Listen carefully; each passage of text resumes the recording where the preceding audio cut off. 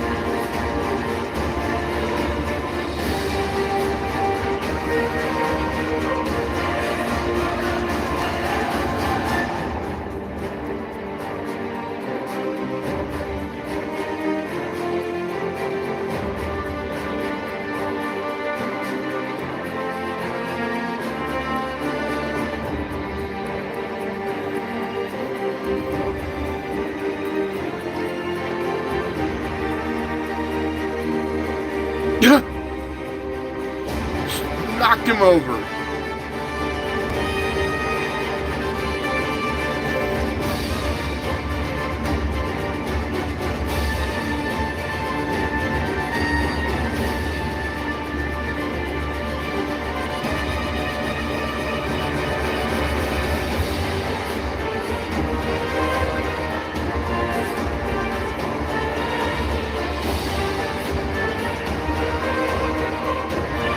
Remember, not falling apart, falling into place.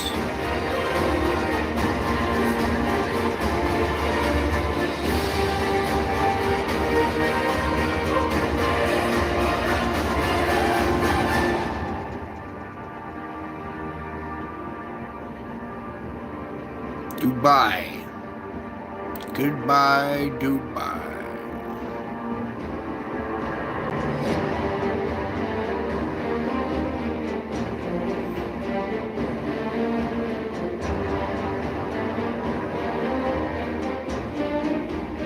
Welcome back, Cindy.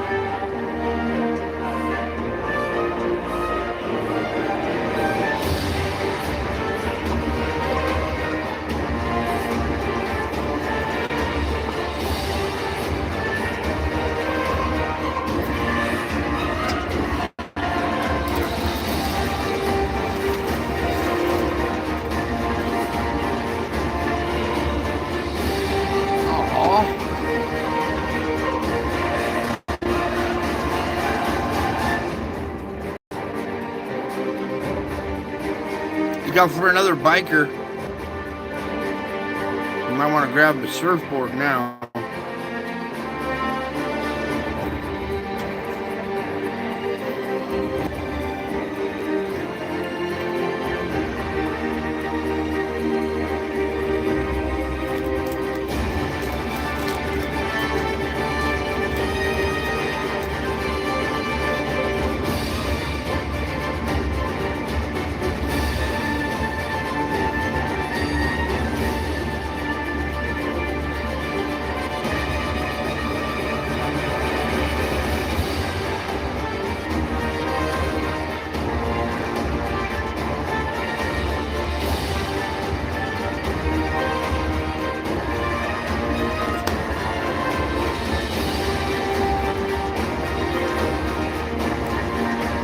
I think it might be a side effect from our little incursion that we had there. May have affected the weather. There's a flood back in Dubai a few months back, and I'm wondering if it correlates with that other bulge. So we might look into that a little bit tonight. Sorry for the long intro there. Still not settled in myself here yet.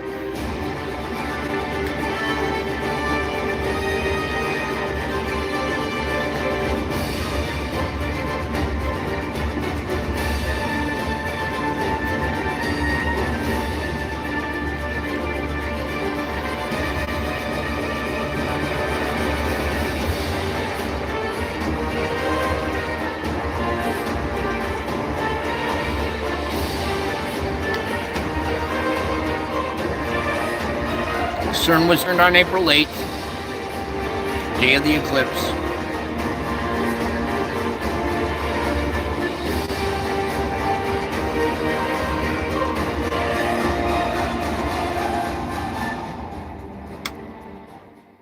All right, howdy folks, welcome back.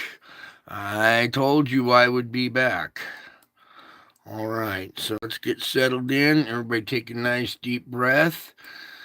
Take a break from what's going on. I know you guys have been watching the reports of the, well, I know what you guys have been watching. All right, so take a break from that for a minute. Come over here, be with our precious family for a minute. Let's focus on this, what's going on over here.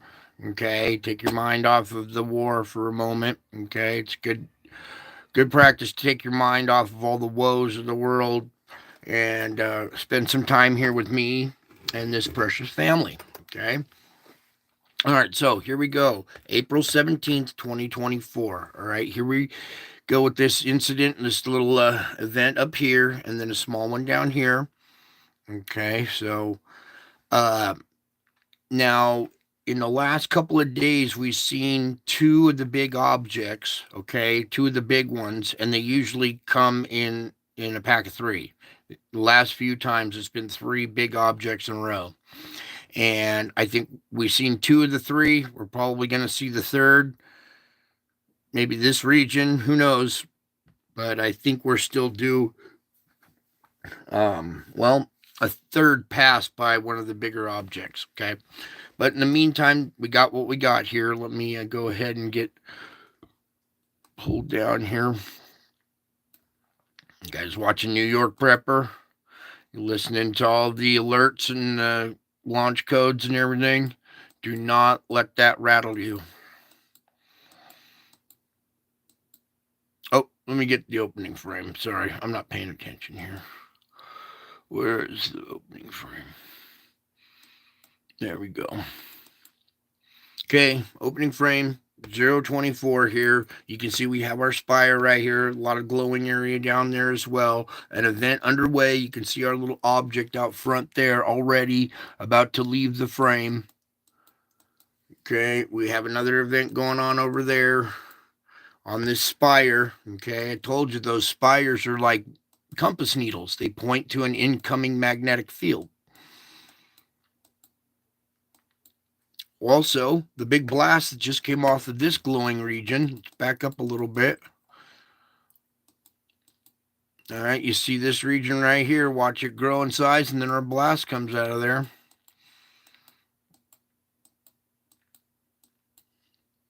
Okay, you can make out a little object over here with plasma streaming behind it there. They're not the crystal clear images to really go zooming in on. This one we might zoom around a little bit. All right. This upper event appears to have one right in the center, right there. A couple of them maybe. One right here, little one right there, and a third right here. Okay, so that little blast might be like a 3-pack, which we've seen before. Now, also, at the same time that blast is going on, look who showed up right here. The Aurora, or the Ahura Mazda craft, or whatever people like to refer to it as. Okay, it's been out there. It's always out there. It's zooming around all the time. Most of the time I don't report on it, but there it is, captured right there in our event. over here on the left. So it's interacting. It's right here in this little gray box right here. And you can see it's right there, and our events right here. We have plasma shooting off in that direction. Whoa, whoa, whoa, whoa, whoa, whoa, whoa. Come back here, you. Slide back on over. All right, and you can see its little debris tail. It always has this little tail of like little particles or debris that come off of it all the time. Okay. Kind of like an angel or something flying around the sun. I've noticed when some of these objects come by, or let's just say a craft that interfaces with the sun, we'll put it that way. This thing seems to come out and check up on it, like almost like a security guard at a nightclub. It comes and checks on everybody coming in the front door. Think of the sun as the front door, where a lot of cosmic travelers put their destination here at the sun, because it's it's it's like a crossroads type thing. And when you enter this solar system, it seems that this thing comes out and checks on you. I don't know. I've noticed weird activity out of that craft. All right, let's get back to normal here, or back to the report here. Pull this back over a little bit there. So let's just continue on. We have both events. This one moving out the side. What happened there? Why are we so? I want it right there. Yeah. Okay, good. Okay, so as we proceed through this, you see our like slow motion event going on here, or long duration type event. That spire's growing in strength, and then boom, out pops our object. Right there.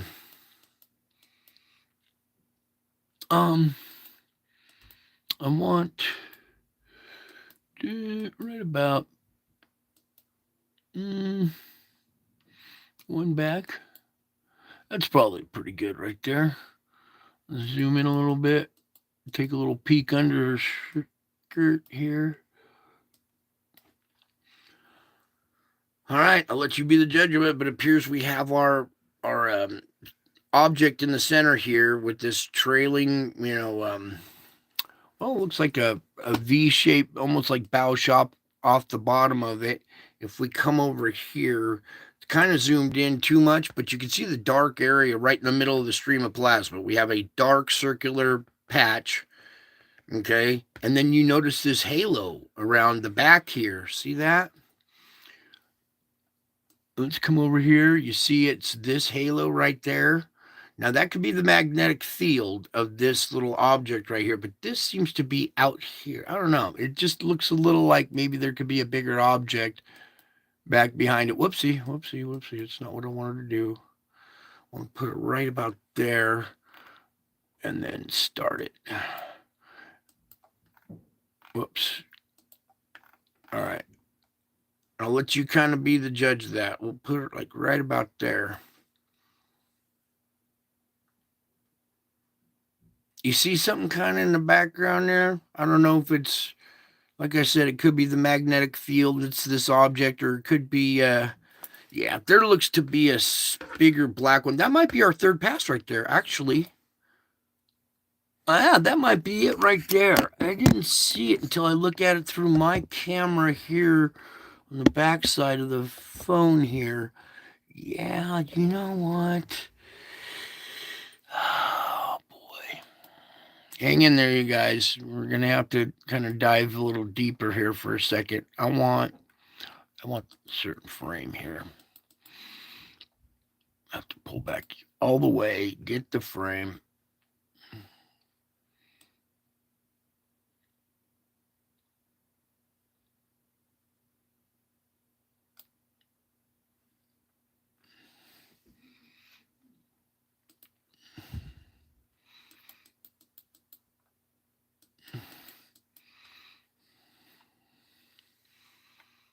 Okay, even though the shock waves and the instrumentation is reading right here, it's because of this blast that's coming out. But if you look back behind it, you see this black circular form right there. That's what I think. That's what I'm talking about. It seems like this plasma is going into the screen, going this direction, hitting it and spreading out. This white circle is plasma spreading out over the bigger black spheroid.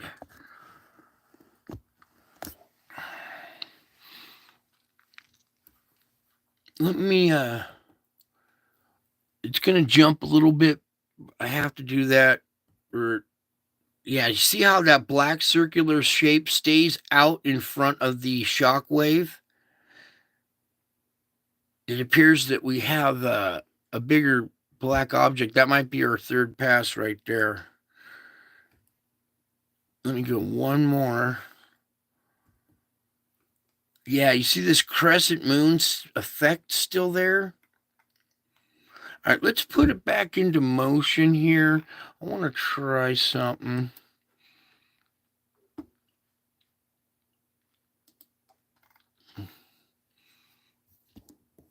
Yeah. There's one right there.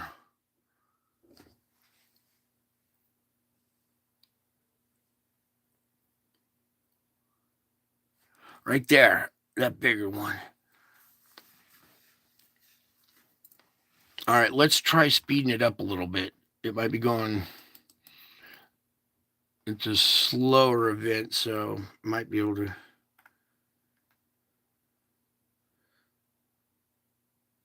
Ooh.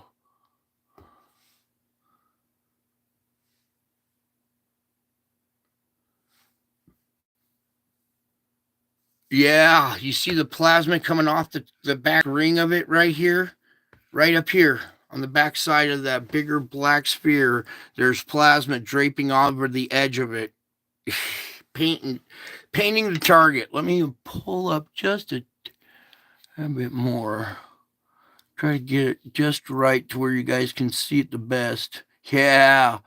Wow. All right, let's go even faster here. I think that might really make it pop now.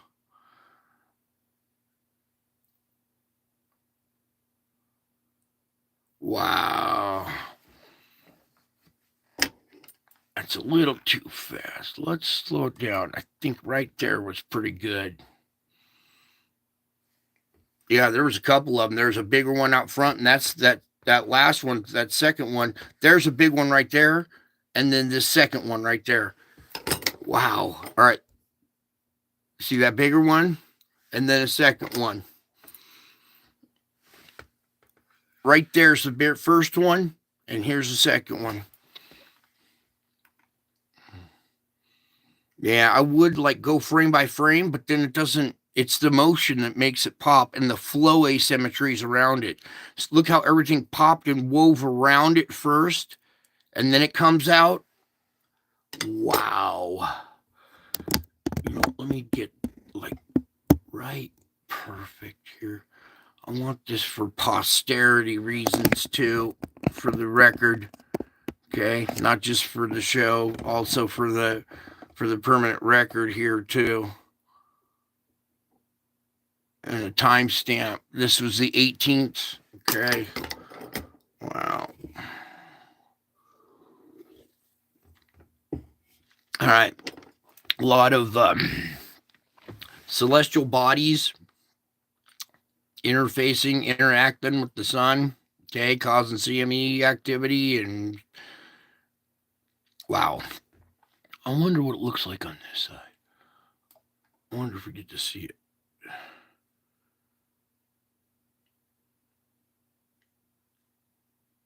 Ooh, kind of caught a ghost of the second one right there.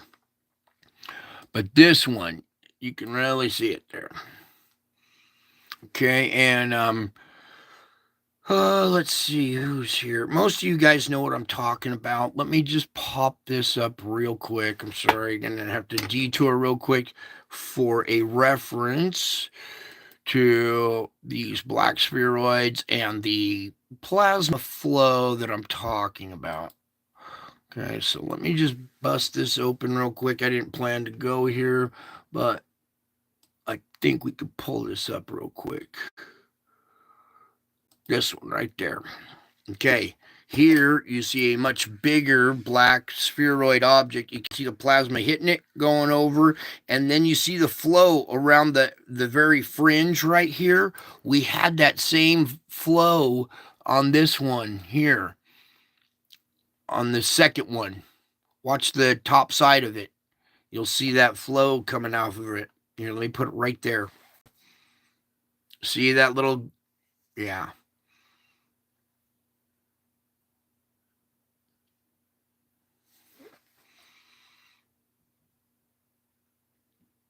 All right, well, I'll let you guys be the judge of that as well. We got to keep moving on. I got other stuff to report on, so we can always come back to this later if we need to. So let's get on over here to the solar ham. Zoom in on our GOES X-ray flux here. Okay. Now, as you can see, bumpy day kind of corresponds to what we just saw. Okay, a lot of that energy is probably heading our way or in the direction of this instrument at least. All right. Now you see going into tomorrow, we've already had some activity too. Would you like to see that? Let's see if maybe we could possibly get a little data on that as well. We're going to try. Okay, so just bear with me. Refresh and give me, yeah, you see how that turned blue? Oh, oh. Oh. Okay, let that data load up real quick. It's probably only a few frames. Oh, here's an event right here. Yeah, it's just a few frames, but here's a bigger kind of half halo event going on the side over here. Looks like some kind of object right there at the end. So that's a little peek at the going into the 18th there. Okay, so that was this little event right here already going underway. So we've had quite the bumpy day. Looked like we had two of those bigger objects pass over. Doesn't really show a long duration or a slow motion event here. So it's probably just a couple of them combined, or however this instrument picked it up. Okay, so there's your GOES X-ray flux there. I'm glad this one's back. The other one is just a, I don't know. This one's a little easier to look at. It helps to have complex things in simple form. Okay, and this is nice simple form for the common person. Okay. Now I want to point out over here our lifted indices again. All right, we were skirting 200 yesterday. It's a 217. It didn't just jump 10 like it has been. It jumped 27. It jumped the whole 17. My bad. Okay, instead of 10. So we have lifted indices in the red zone now. Okay, our current X-rays are C3. All right, but that's just the sun, at rest right now is at C3. Remember a couple weeks or last week or so, we were way back down here at the B range. All right. So your lifted indices, we're floating around mid C range. All right. So any kind of small little pop will cause an M flare. If we were way down here, it would only cause a C flare. But now that the main indices have lifted again, like another plateau, we've been watching a march, all the way up each day. And now here we are with our highest lifted indices at 217. Okay. Means the sun's crackling and full of energy and ready to pop. All right. So we see these, the bigger objects that just passed. That might be our third pass. Those things induce the bigger X flares. So since it passed, I would almost lower this, but we have lifted indices and I would raise it. So I would lower it and then raise it back up to right about where it is. So I guess 10% on X flares sounds about right. If that was the final, in the series, we might be, through the bumpy patch already. We'll see. Oh, that's what we need to look at real quick. Let me pull this up again. What I want to look at is the spires. Okay, so something came out of this region right here on this spire, All right, so maybe it'll knock that one out, and it doesn't look like there's anything big back. Well, there's something here. I don't know. Sometimes those are an indicator that whether we're done or not. If these things all, all these objects induce their flares and all these things disappeared, we're in the clear for a minute. But sometimes these spikes are the indicator of what if we're finished or not. Okay, so higher indices, any little tidbit could push a M flare or an X flare. Okay. Tomorrow's geomagnetic forecasts are calling for a G1. Okay. M2.2 is the flare or the flare today. Yeah. Still 3639 is beta gamma delta. That's our one to watch right there. And also this 3645. Oh, good. It just updated. I was going to say, do not disappear right before I get to you. That's been the way my day's been going. So, all right. Anyways, let's bang this out. 3639 watch for, and now 3645 is beta gamma. All right. Let's get over to this before it disappears. We did take this absorption right here. All right. And there was some other ones right before it. The whole chunk right there is a lot of absorption down into the core. It causes pressure to build up. We dropped dramatically since then. Thankfully, we're not taking on a bunch now. All right. Which is good. And it reflects in our auroras. Look how dead they are. Look how weak and wispy they are. I'm not even going to pop open the other one. You can tell it's very, very weak. It's down at mid below 1 right now. That's how weak it is. Okay, so we had our impact.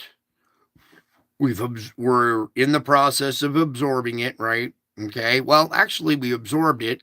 It's been a minute now, so we should probably start seeing repercussions of it. Okay, now let's back out of this. Yeah, like I said, there's your auroras. We'll just open it. See, they're just faint. Okay, let's get to this article. Below is a look at the visible solar disk as we head into Thursday. Courtesy of the Solar Dynamics Observatory, solar activity during the past 24 hours was at moderate levels with the number of upper sea level flares and a low M flare. Much of this activity has taken place within the large footprint of AR 3670. Let's just say the last ones 37, 38, and 43, and newly assigned 45. In the northeast quadrant, AR 3639 was also responsible for occasional sea flares within the next 24 hours. No Earth-directed eruptions were observed. In available chromatography with a plethora of sunspots currently facing. Can we have an image of this plethora? Okay, I don't really report on the sunspots a lot, but now they're very important. This is our rash. Last time they called it a rash, all right? It's a patch of multiple sunspots. And can we, I guess that's as zoomed in as we can get. But you can see there's all kinds of these popping up now. There's one, all these little ones count in there too. Now, last time I was talking about we had these configurations of positive, negative, positive, negative. Well, there was also a positive, negative, and a positive, negative, all in a positive, negative with a positive, negative. There were all these different configurations that were possible, and the event ended up connecting to the upper one. It was the upper region that was more compact, that was more active, even though we had this huge rash with 40 sunspots in one grouping last time. This was the one that was the more active of the two, and it is right now with the 3639 being the beta gamma delta. Again, last time we didn't see it coming, but it arced between the two regions, okay, and caused an X flare. So even though we don't have all that, we have lifted indices. We have these reaching around. Last time they fired off X flares, we were looking at it and, amongst the in a patch, and it ended up jumping like that. So that possibility is there. That's why I wanted to raise this back up. You know what? Actually, let's raise that back up because we do have lifted indices. And from what I'm seeing, this region right here, please, Lord, can we have back? Thank you. One more time. Thank you. This whole complex right here is growing in size and complexity. And I remember last time it blossomed really hard. It was at this stage, and then as it came, facing the earth, it 10 times or 4 times its size. Remember that? Okay, here's the 36. This is the beta gamma. We could see a jump from this to this as well. Okay, so not only am I talking about from here to here, this exists too, and you never know. All right, so a lot of activity going on, all the sunspots. This is the active side of the sun. If we were to look at the other side, I bet it's all quiet, because this is where all of our objects are causing, well, you see it. All right, now what I really want to do here, the BZ component. All right, we read about the BZ last night. It is a component. It's very intricate part that it plays. I don't get into it too much. You guys watch Wages. He likes to talk about that stuff. I let him do that part. I do other things too. He doesn't do earthquakes and volcanoes and all that. I got to cover that stuff too. So, all right, got this movie loading up. Just hang on. Now, this is still what they call cannibal CME. It doesn't eat the other one, but they do merge. Okay, so they seem to merge right before approaching impact.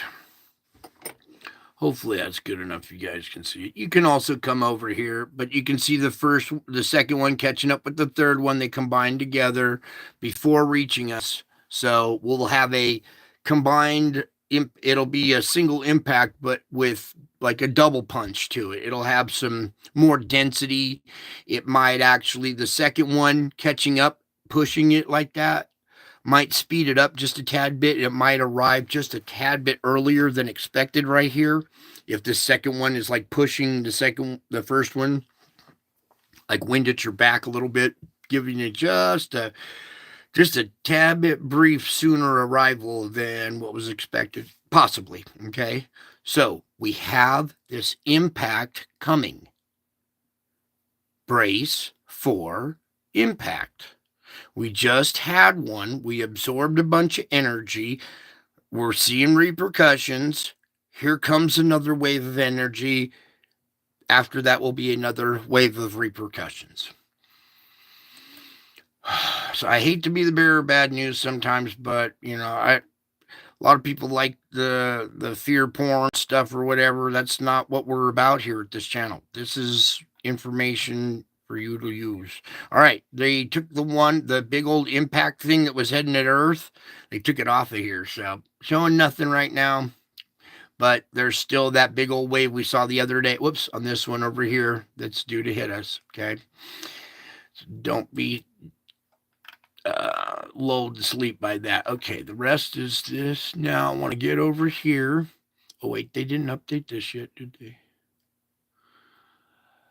Maybe they did. Okay, Geomagnetic Stormwatch G1. No forecasters say that the G1 class is still, or the storm is possible on the 18th still. Okay, that's the one we were watching.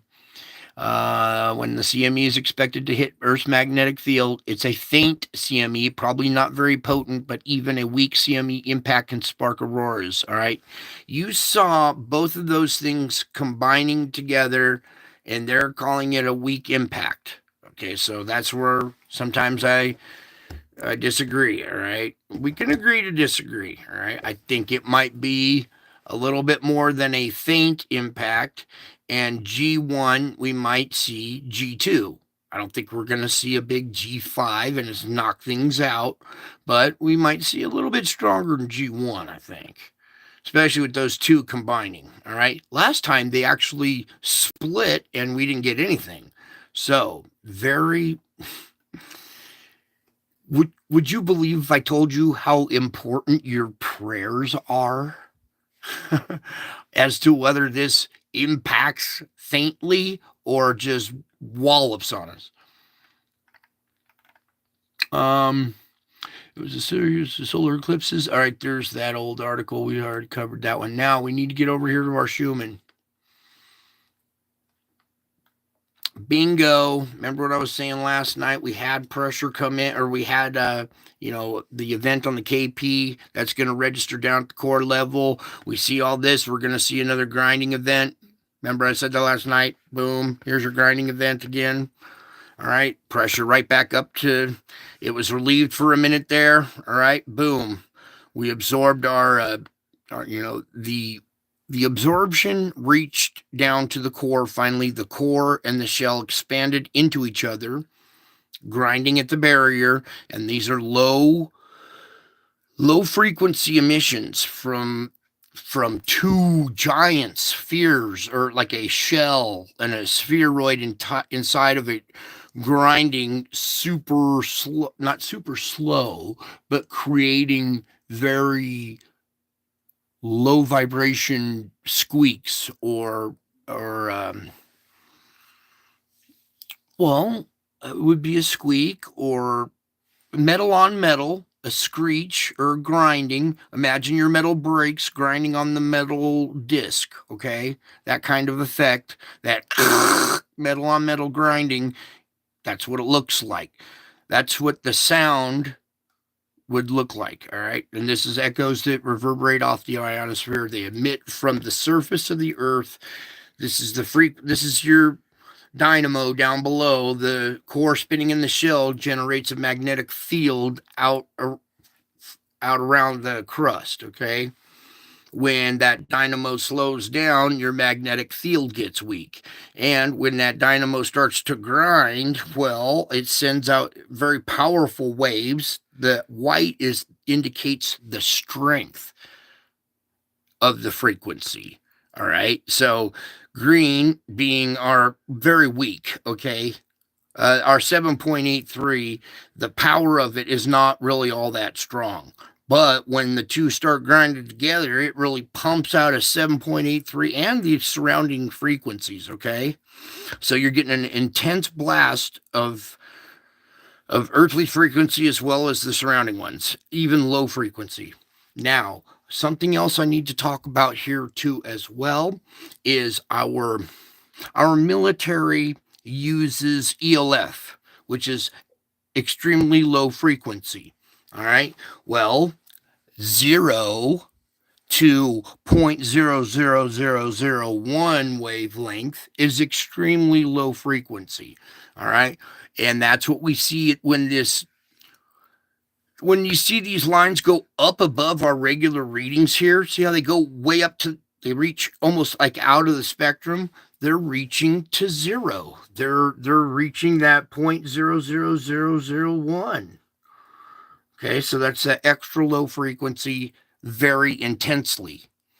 Here, let's just draw a line like right about there would be 28 hertz. Okay, so you're getting hit by 28 hertz pretty intensely. So 0 through 28, then 0 through 16, all right? So it's kind of like taking, all right. So you're listening to one radio station, right? Now, all of a sudden, 10 other radio stations bleed into the one that you're listening to. Now you got 10 different stations all playing music over each other, talking over each other, right? So it's all garbled. You got these 10 radio stations playing, and then someone sneaks in your car and turns the volume maximum. So now not only are all the 10 radio stations playing just obnoxiously, but now they're super loud and shaking the car. You got bass. You guys got some good bass in your stereo in your car, so it rattles the cage on your license plate frame. So okay, and that's bombarding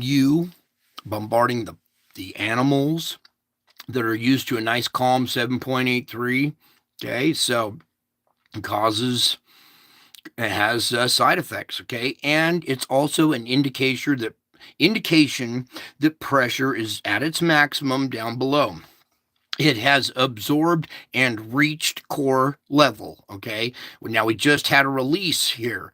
It was grinding pretty good, and now somebody took their foot off the brakes and we're coasting again. That's how you got to kind of look at this. It helps visualize it that way. All right. Metal on metal grinding.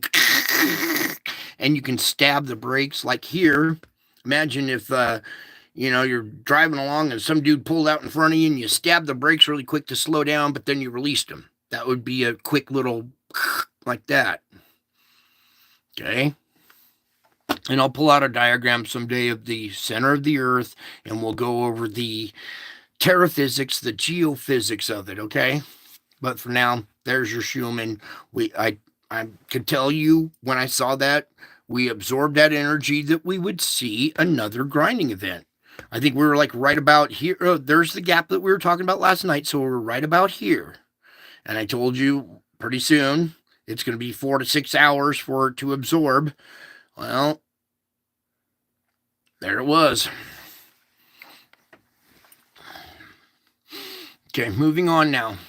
It's over. We're back to normal. We're kind of cruising along. Here, let me change this up. I had it set on Iran here, looking for fires. Just in case some fires erupt in that area. All right, but we do need to get back to regular business here. I want to just go right. I need to take those fires off, please. Bio? None. Thank you. Now back to this. Let's just talk about our upper jet stream real quick here. Okay, because this is our polar vortex type report. This is what's controlling our weather right now. Okay, we have no polar vortex. We have upper jet stream. Okay, and it's all wonky. You see it swooping down here out of Canada with cold air coming down across Oregon, Washington into the plains here. Warm. Ow. Ha ha. Hang on. Oh, have mercy, Lord, please. Excuse me, I have stabbing pains. They're sudden sometimes, and they just, it's embarrassing. All right, back to where I was. Cold air coming out of here, mixing with kind of semi-warm air coming out of this, the Pacific Southern California region. Now, this cocktail is now mixing with another cocktail right here. Okay, they're kind of almost blending together here a little bit, and you see this air is contributing to this as well. So we have this region still kind of under the gun as far as the jet stream sending stuff in that direction. Pull back to your lower jet. Okay, let you get a peek of that. Now let's get down to the weather altitude. Here's your storm. This is the one we were reporting on last night, and it had that hook shape to it, and we were seeing thunderstorms up at the top up here, instead of down along there. Now, there's your kind of weather right now over the country. We have this big system out there rotating around, all right? Sometimes, as these objects approach, they will kind of control the weather and start a vortex. The vortex up the upper atmosphere reaches downward and starts to affect the weather as well.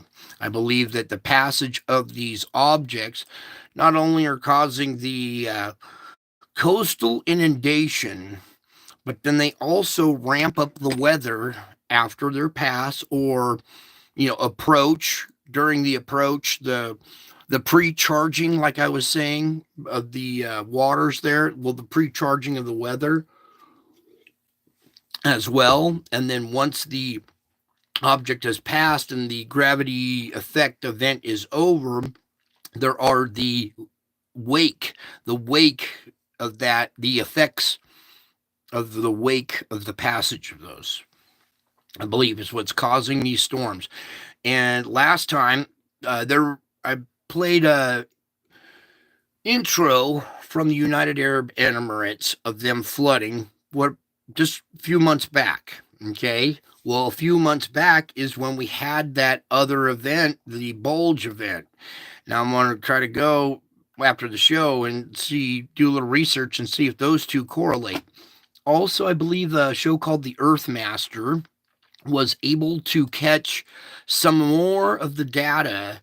You know how we saw that dome grow in size and then disappear in the next frame?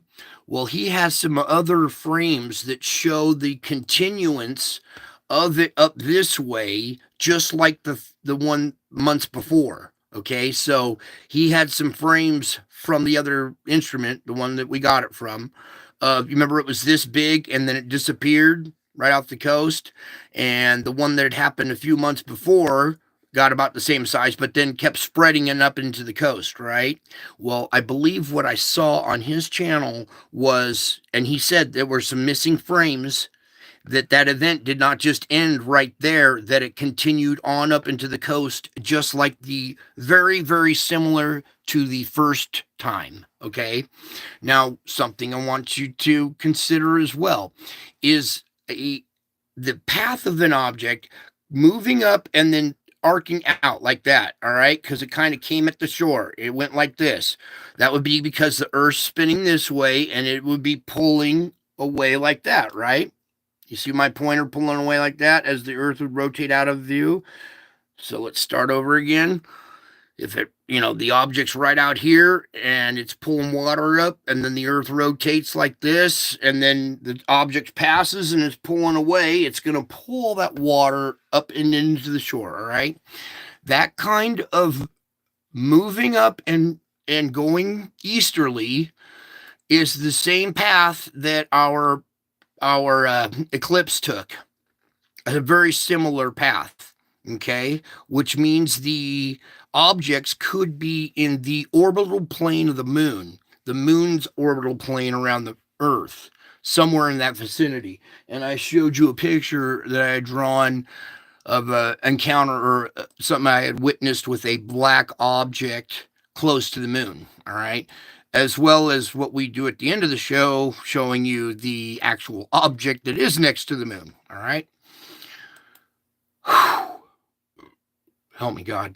Please help me. And help my audience, Lord. I'm going to say a prayer for you guys. Lord, please give my audience the strength to endure the knowledge that I'm dropping on them here.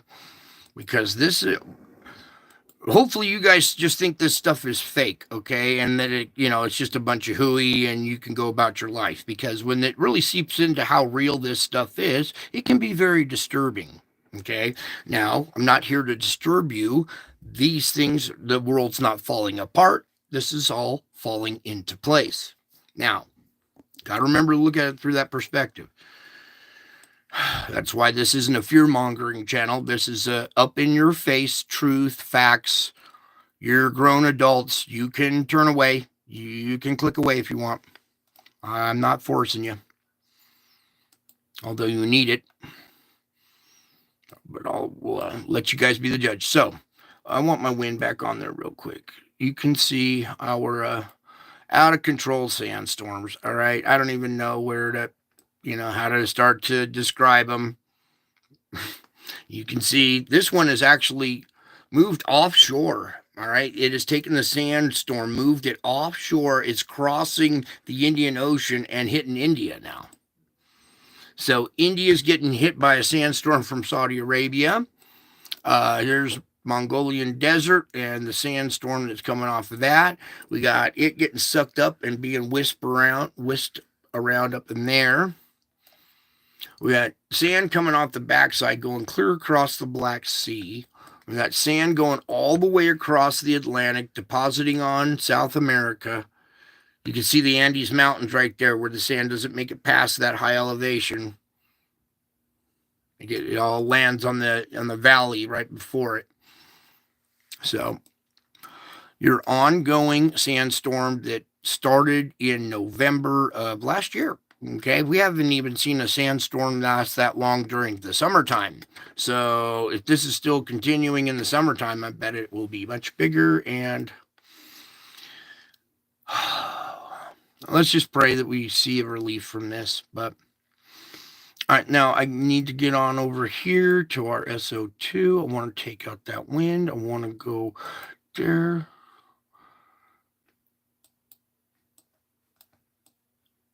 Okay.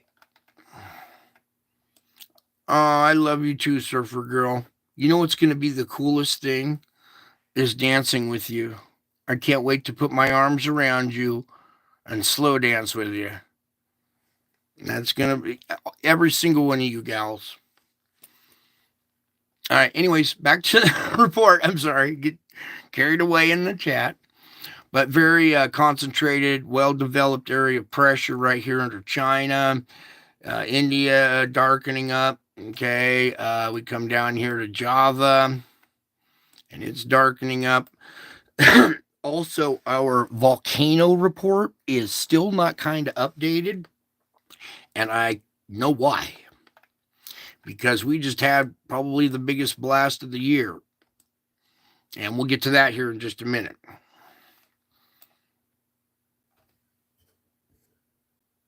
Yeah, it'll end up in that sand. All that sand will just, it's going to end up everywhere. It's more particulates in the air. It's just a runaway train.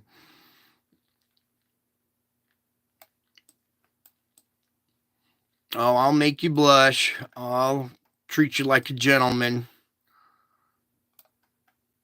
All right, I hope you like dinner and dancing. You know, like a wedding reception where after you eat and everybody, the bride and the groom are all married and everybody's celebrating and dancing, and there's music that has special meaning with a special code in it, and you get to hear the code and truly understand the moment. Oh, speaking of which, some of you heard the code and are, let's just say you have a new outlook. All right. Anyways, back to this. Our country divided. Okay. God's trying to show you your country is divided, bleeding out over on this side. Gee, I wonder why, where all the corruption and stuff is. Middle down the middle, you can see California has got some activity going on as well. All right. But pick your place, look around, increase in pressure under America as well. Okay, still here at South America.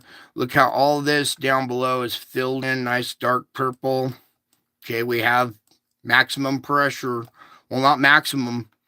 There, we need to vent a lot of this pressure, and I think the volcanic blast did. So we'll get to that as well. Now, let's get on over here to the earthquakes now. Starting where we usually start. Now, I told you we had, you saw on the Schumann pressure, down below. So here come our deep quake, 4.3 down at 568, and a 5.4 down at 389. Now, 550 to 600, that's our really deep quakes. That's our zone where we're used to seeing our deep activity register. And we did have that register right here. Now we're used to seeing a 4.5 in this area. Typical, average, regular type activity. Well, here we are at 4.3, down to 568. So a little bit less on our magnitude, which is good. I will take that. But then we have a 5.4, and that's not at the surface. That's 389. That's almost 400 down. So 600, 400, that's still a deep quake. It's not a residual surface quake as a result of this pressure. This is its own pressure quake, and it's a 5.4. So we have a little lessening here, but it's made up for right there with the 5.4 down at 389. See, that's why I read the depths sometimes, because if you just read off the magnitudes, it loses its importance. Okay. Deeper quakes, show the energy down deep. They result in bigger quakes at the surface, usually along the boundaries and the fulcrum points. But look at how quiet that whole region is. I mean, look, there's not a single quake in there. After these two, there's nothing that entered the system. That is eerily quiet. especially in that region. Okay, we had that big volcano. Let's get up here to 5.0, pretty much at the surface right there at Taiwan. Now, here we go at Japan, 6.3, down at 25. I heard they had a quake today when I was in the middle of saving a life, and I figured it was going to be right up in that region, and I guess it wasn't, but luckily it was down here. But is this luckily? Because there seems to be a lot of population, I believe, around this area. Please, can we have a better shot, Lord? All right, those look like all deltas, but there's still, a little bit of regional towns and stuff right here in these little valleys. Okay, good thing it wasn't just one big long city right there. So there's your 6.3. It was probably just a tad bit higher, probably 6.4 maybe. All right, right around there, because we know these guys a little bit. So let's just say 6.3 to 4 right there. That's an increase in magnitude. Okay, even though we didn't see a bunch of activity right here, it looks like some of it got released right in that one spot. And luckily, it wasn't just a big old quake right there. Nothing at the fulcrum point. Very, very quiet all the way over. Right? This looks to be some residual energy from yesterday. And we have a 4.9. Now, we had that 5 over here. And I was telling you we'd see 4.5 to maybe a 5 in this region. Ta-da! We had a 4.9 on the Juan de Fuca. Oh, we had a couple here. Let's get in there. That's the second one. Give me you 4.9 right here. I'm going to open up this tsunami report thing. It's not alert. They say 4.8. So maybe it wasn't a 4.9. It's a little bit lower. That's why I always open this one, because sometimes they deviate, and usually it's higher. But in this case, it's lower. Okay. It is what it is. I'm not bemoaning it. So usually we round up and say a 5, right? Well, let's just keep it at a 4.9. Okay. So 4.9, and the other one was a 5, right? Come here, or another 4.9. So a couple of 4.9s right here, maybe a couple of 5s. That's pretty good. That's pretty good energy release right there at the Juan de Fuca, just off of British Columbia there. Okay. So we have energy in the area. Okay, it's around Juan de Fuca here. It actually released. We just seen something right here. 5.3, brand new, right here at a depth of 10, just at Dulce, New Mexico, right around this little quake swarm. We'll come right back to that. I just saw it pop up red. Back up here, Juan de Fuca, 3.0 at our fulcrum point. All right, so the energy, let me timestamp that one compared to this one. So that one was on the 17th at 10:02, 23:06.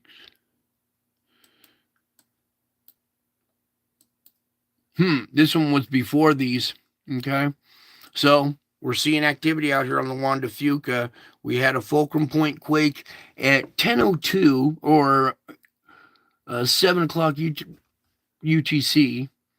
And then up here, this was at 23:06. So this one appears to be later activity. All right, now pull back here. I want to real quick here get in here to this one at the Bear, 2.5, not too bad. All right, right here. Okay, the little mid-range 2s. Now let's get down to this region right here, because we just had some activity right there. Before that new quake, we had a 4.9 or a 5 down at the surface, a 4.7 even shallower, 4.4 on the other plate.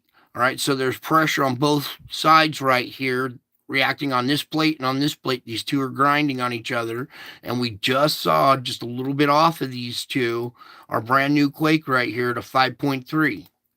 5.3 energy in the area, almost kind of creeping up. I don't know. We'll see. We'll have to watch this. Everybody in the Los Angeles region, I'm going to put a little alert out right now for the LA area. You could possibly see a mid-range 5 to a mid-range 4, maybe down in the Salton Sea area, or if you can see how close it is to that region, how easily pressure could go, at a fulcrum point or at a weak spot.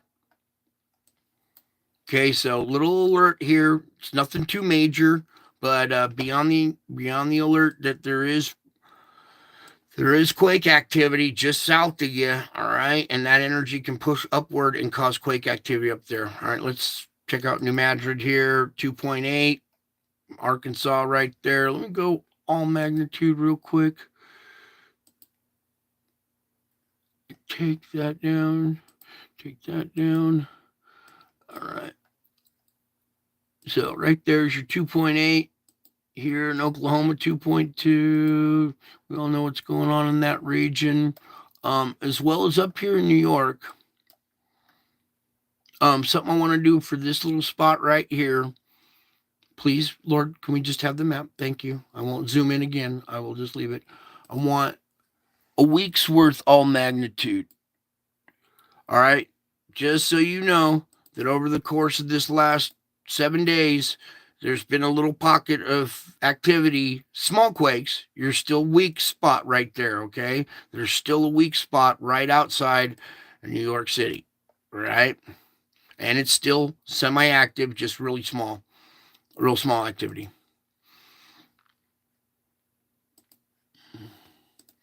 Okay, pulling back now.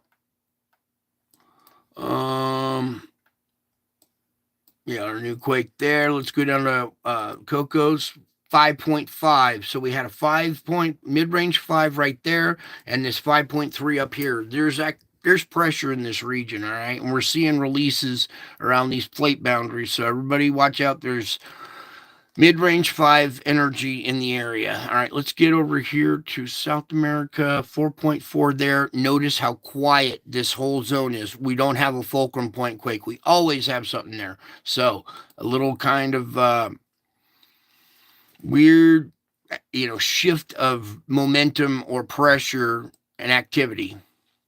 Right now, when we look here at the West Coast, everybody else is quiet. There's no red. The only red recent quakes are all right here on the West Coast. Right here, Texas, Southern Cal, right there. We don't need that one. Okay, now I need to come over here real quick. Pop these ones off real quick. 4.9 or 5 here in Japan or China. Mid-range 4 up there by the Gobi Desert. Over here in Turkey is a 4.1 down at 11. Okay. Now, what I was kind of doing here was looking around this area. For those of you who know that there's probably an assault going on, you could come over here because sometimes explosions are recorded on here. You can go one day all magnitudes and see those little diamonds are explosions from like quarry blasts. If there were something big to maybe that would register a small quake, you might see it on this map. Okay, so that's it for our quake report right now. Let me come on over here now and let's talk about our volcanic blast here. This is not Fuego. Come on, Lord, help me. Ruang.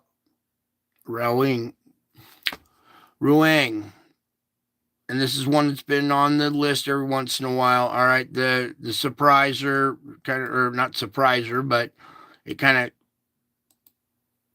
snuck in there. We were looking at other volcanoes, but this is the one that went off, and it was a 55,000 foot blast. Okay, when I'm reading off the volcano reports, and we're 14 and 15, and a 23. I want you to wrap your mind around 55,000 feet. That's even twice as high as our 23s, right? More than twice as high. This thing kicked out a huge blast, very high in the altitude. That's the pressure I told you about. Here's the results. Remember I told you we would see results? These are your results. This is how it works, and here's your results. I'm going to go ahead and play this real quick. You guys should come on over to this channel. There's another guy that's on our team here, and they straight up took his stuff down, man. Where'd it go? Anyways, let me just play this one real quick for you. Oh, wait. I got the speed slowed down there. I do a lot of speed changes because a lot of things going on at different speeds, different dimensions. All right, let's go ahead and get this going.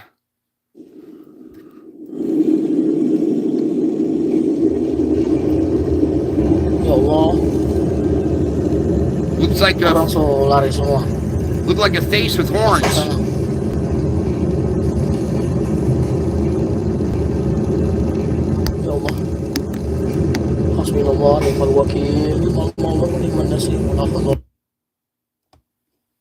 All right, that was a real quick thing, but there it was, captured.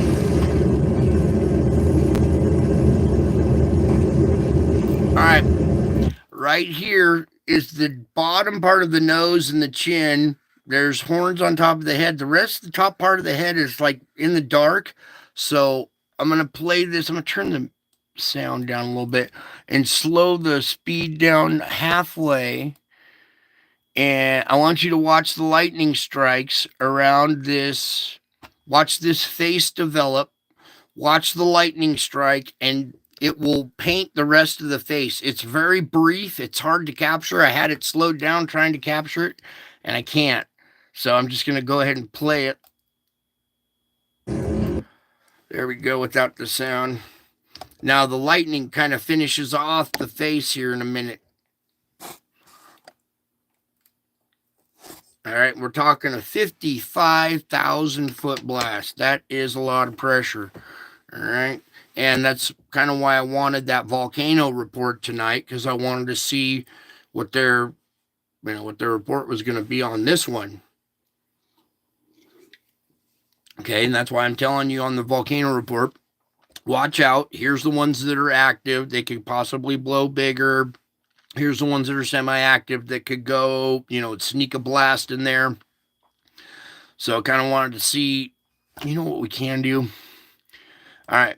Very, very good capture right there. The other report I saw, they're talking about the island that's this is an island that's just opposite this island that is being taken from. And they're talking about all the people that live in these houses, the people that took this very footage need to get out of there because there's tsunami alerts right along that coast. Any kind of big blast out of this could send a wave at them instantly. Not a matter of hours. It would be there within a minute or two. It could be an instant thing. So we have not maximum pressure, but we have a lot of pressure going on down below. All right. And here is our results. You saw the video image and thought of me. That's good. You should. A lot of times, you know what?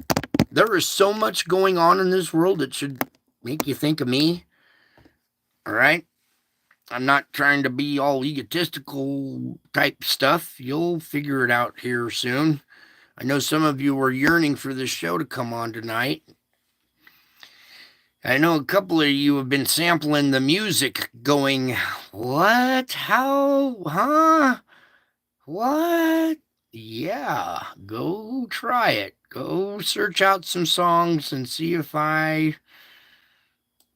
telling you the truth. It's all over the place. All right, there's kind of the volcano thing. I want to try one more time here. See if they've updated anything. All right, look up here. 33 erupting. See up there at the top, it was 31. The other day it bumped up to 32. Now we have 33. You just caught a quick glimpse of it. Right there it is again. All right, now please, Lord. Okay, here it is. It says the 15th again. Remember last night was the 16th, and they didn't update it. So Let me just look through here. Here's Ebico, 15,000. Ebu, 15,000. Luatobi, 10,000. Or here's Luatolo, 10,000. Semaru. Yeah, this is the same one as last night. But do we have the list at the end?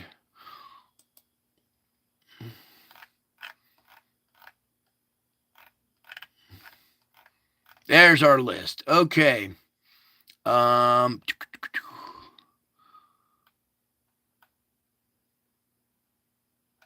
What the heck? Come back here, you. No, you. Oh. Lord, please, may we have this back? Folks, take a deep breath. Everybody breathe. Ah, yeah, there we go. Raung. Ah, my goodness. I have had perfect memory for so long, and now with all this going on, I found it slipping. All right, here we are. Raung, East Java. Okay, Java, the island of Java, Raung, was on the semi-active list. Needs to be over on this list now. The biggest blast, all right? Before I was always telling you Uluwan, watch out for it because it had a really high blast earlier. And it like caught people off guard, right? It was a surprise. It surprised is what the terminology I like to use. So here we are, Raung on East Java, kind of surprised and did a huge blast up to 55,000 feet. And I believe that's probably why they've not updated this, because they would have to report that, hey, not 10 or 15 or 20s. This one went to 55. All right, so take Raung, put it over here because you saw 33 up at the top now, okay? I just wanted to kind of come over here to show you this list. Other ones to watch out for, this whole list, okay?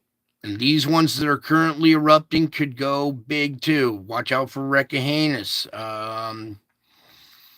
Now, this was on the island of Java, so watch out around Merapi, which is on Java, and Semaru.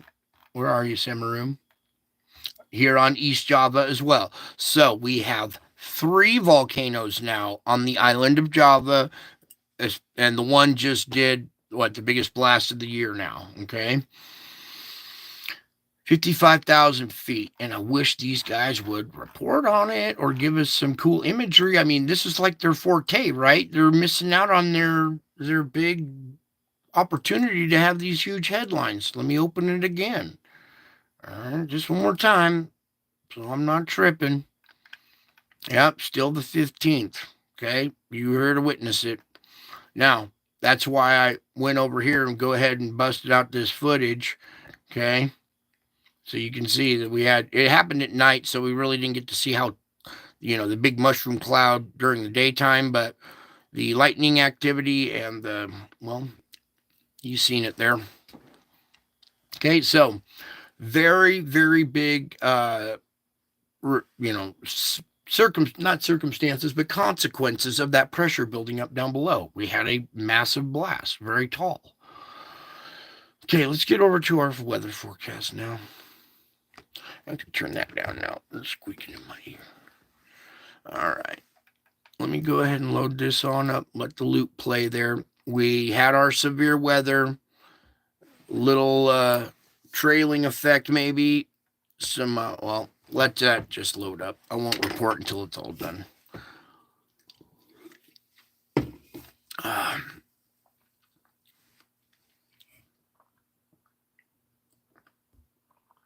Wow. So for the couple people out there that experienced the music effect, how come you're not commenting? Did it scare you?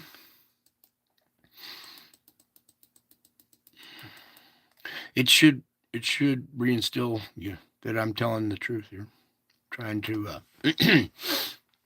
All right, let's just get into it. Okay, current conditions the nighttime of the 17th here. Our storm is moving out. Still rain up in the Pennsylvania area there. Go into the morning of the 18th. You see this low digging into here, dry the moisture up. It doesn't complete though by noontime, and kind of doesn't have a circular formation. So one little tiny blob of potential severe weather. Now, also the 18th is when we're due to get our inbound energy from the sun. Okay, now depending on the timing of the impact, those particles can energize the atmosphere and strengthen a storm. The bombogenesis that we're seeing as a result of these solar impacts increasing storm activity.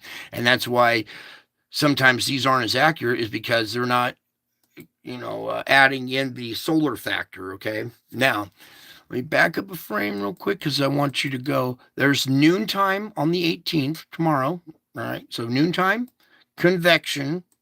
Now, nighttime, it gets a little more organized. We have severe weather over Indiana, and you can see this shape taking effect, our quasi-linear storm front, okay? Then by the morning, it shifts up north, but it doesn't really strengthen. So there's your nocturnal thunderstorms around Indiana on the night of the 18th, tomorrow night, even trailing back down into Texas. Okay, doesn't look like much, but if we have the bombogenesis effect, and if one of these objects is accompanying the CME, it could cause a vortex effect to spin up really quick, okay? So even though they're not showing much right here, just keep an eye on it, just in case, okay? Because lately, some of the times they think it's going to be a big tornado day, the wind shear cuts it down. Other days, they didn't really expect too much, and it really surprises. Okay? All this is spiritual that's going on, and God likes surprise. He does surprises. When you think it's going to be a fire, boom, it's a flood.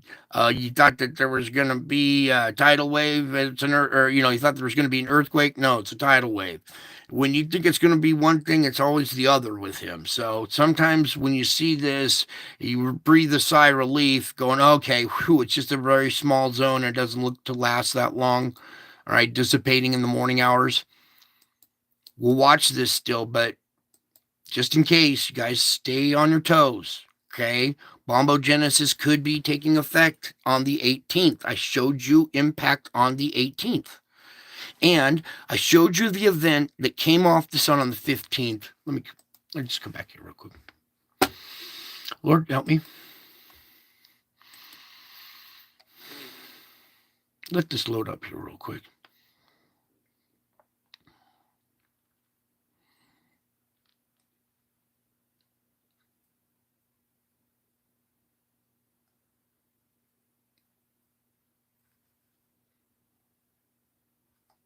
Okay, I don't see an accompanying object. I was thinking of the 5th. Unless something comes out of this region down in here, which, well, that little guy kind of stopped and stayed right there. Watch it come out and just stop and stay right here. So I don't expect any kind of passing object accompanying this, but we do have the CME, that halo right there coming at us still. So let me get back to the weather right here. So as we look at this, come back, please, Lord. As I look at this now, I don't expect to see, you see it trying to reach over and almost complete the full comma effect. I don't think we're going to see that full rotation, that comma effect. If we had the object accompanying it, I would definitely say watch out. But for now, this seems to be just a front with a patch right in the middle. So let's pray it stays kind of mellow like that through the nighttime of the 18th, dissipating in the morning of the 19th. Going into the noontime, convection, nighttime, the 20th. Noon, convection, nighttime of the 20th. Okay, even though the storm front's gone, it still has power. It's back in, or still dragging energy back in the tail, and that tail lights up with cold air interacting with it. That's the nighttime of 20th. So 420, you guys down in Texas, don't get too stoned. Okay, everybody stay on your toes.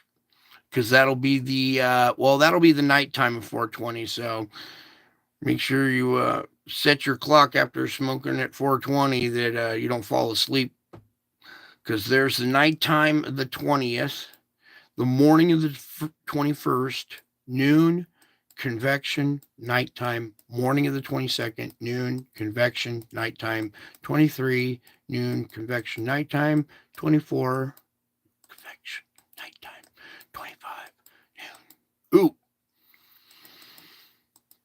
right here. From the nighttime of the 24th, you see this little blossom right there pop up into Oklahoma, Texas region right there. That's still a little ways out there, okay, on the 25th here, but in case stuff goes down and we don't get to talk between now and then, remember around the 25th, around that region could possibly see another not an outbreak, but severe weather, okay?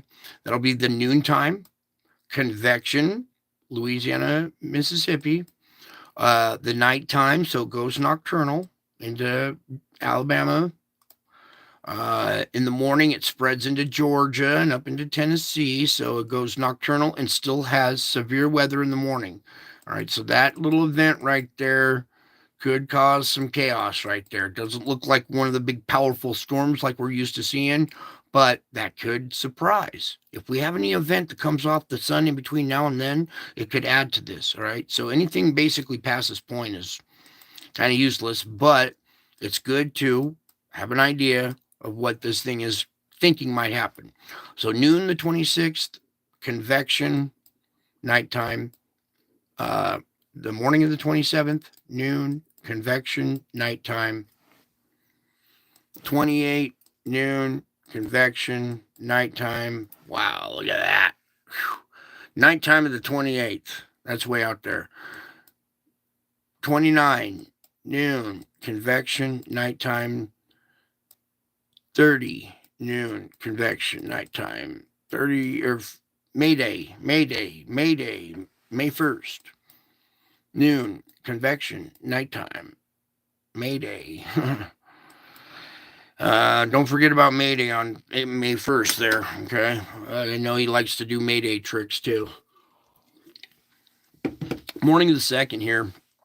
Noon, convection, nighttime. Morning of the 3rd, noon, convection, nighttime. All right, so that was it. Let that go ahead and play.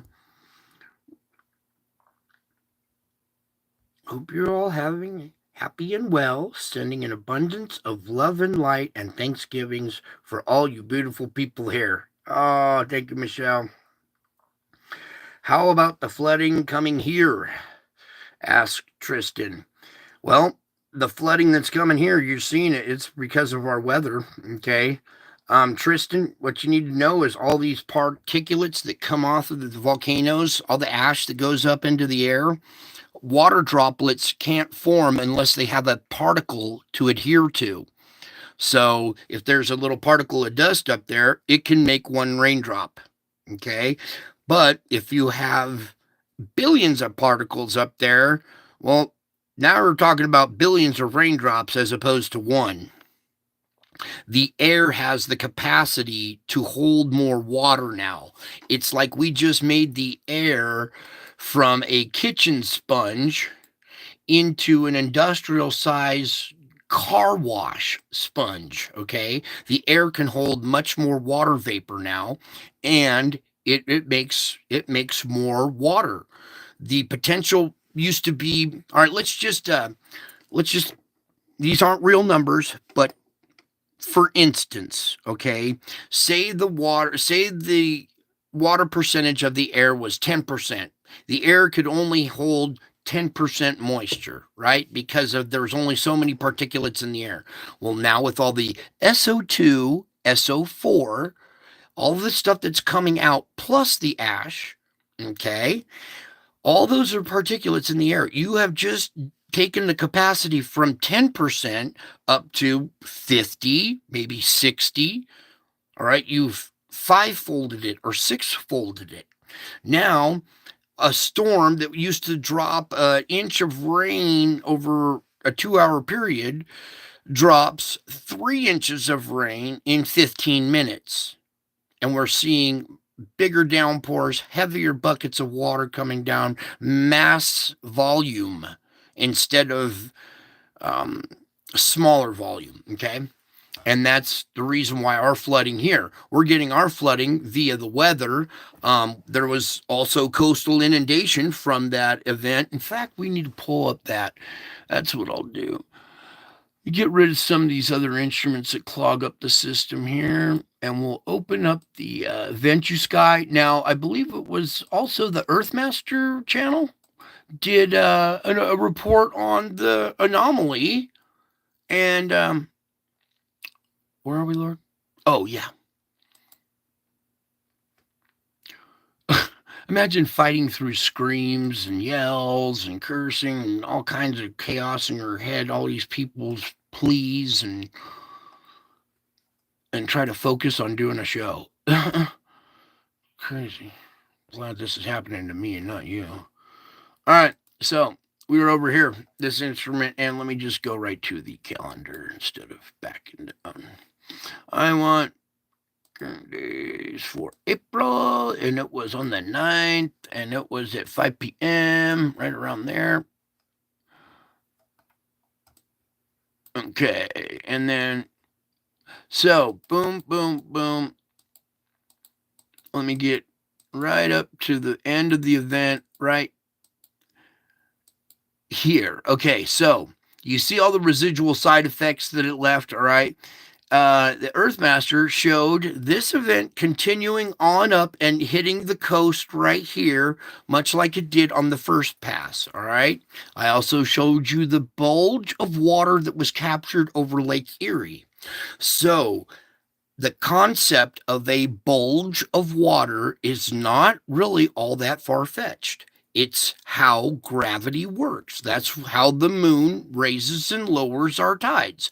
So if we had another celestial body with a more powerful gravity, it could be either dense, more dense, or it could have a stronger magnetic gravitational effect. But this is more of a gravity as far as it's not electromagnetic. The actual object, let me give you a little reference here. Lord, help me with a ball or a sphere or something around here. I don't really need to demonstrate it. You guys here at this channel understand the effect I'm talking about. Oh, this little AirPod thing. All right, will work. All right, so pretend this is round. It's a sphere, okay? And it's way out here. I need a ball, though. That does not do it justice. Oh, maybe the little guy inside. All right, so you got a big old spheroid sticking out here, right? And it's lifting water off of the surface of the planet in this region. Now, much like the path of the eclipse went this way, this thing went that way. All right? It did arc. It did change trajectory. It didn't stop and just disappear. Lord, can I do this, please? You know what? I'm going to go ahead and pull up his channel. I want you guys to go over there and give this guy some love too, because he does very similar to reporting to me. Okay. And I love his perspective on things. He's got lots of knowledge. And I even slipped him a hint. Come on. And his reports have gotten 10 times more accurate now. So, yeah, this gentleman right here. Is this the one that was an hour ago? Yeah, come over and watch his show too. Where did it happen here? Was it? Hang on, let me pull this up. I just want to see. Wednesday night, it is the Earthmaster out here, about 11:10 p.m. here, California time, April 17th, 2000. Come on, please. The latest activity here shows looks like a 2.5 earthquake here somewhere in the mix. Could have swore it was this one. The Turkey area looks like there's some decent earthquake activity ramping up there. All right, well, I'm going to have to stop. Anyways, it's one of his reports. I'll try to find it again. And they had just a few missing frames from this event. And it did the curve effect. And now what I want to do here was go back to calendar, please.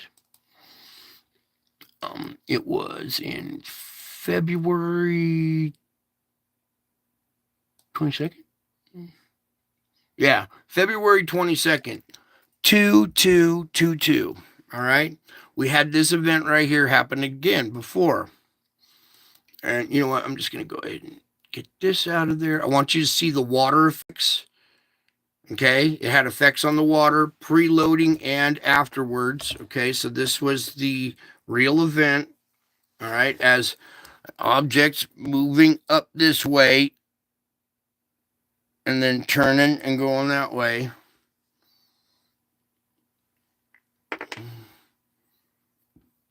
All right.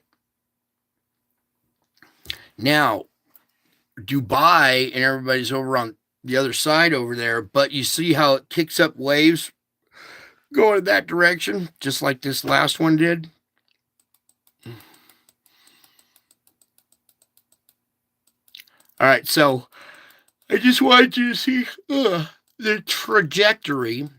Now, also, when a gravitational field interacts with our field, all right, and it's tugging on water, right? Let me just get it right. Right about, no, back one, right there. Okay, so this is the first event. Now you got to remember this is tugging on the water because water has mass and the gravity tugs on other mass. So if it's tugging on the water and we have more water in the air, do you think that maybe it tugged on the water in the air and maybe lifted up a column of clouds, and now the flooding we're seeing is not from coastal inundation over here on this side. It's actually from the weather, from the water being pulled up from an event and dropping back down. So I believe some of the effects that we're seeing, we did see coastal inundation, but some of the video shows huge amounts of flash flooding as well. So we are at the,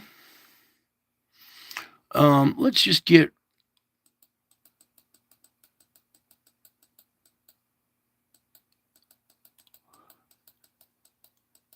I want to timestamp something. Okay, so right about here, it lifts and ends. Okay, so stay right there. This is February 26th of 2024. I want to see the Dubai flood.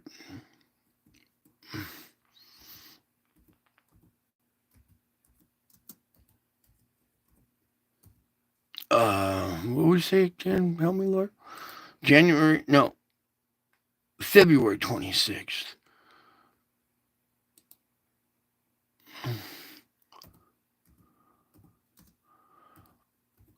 I want to see if it was on the same day that we saw that flooding.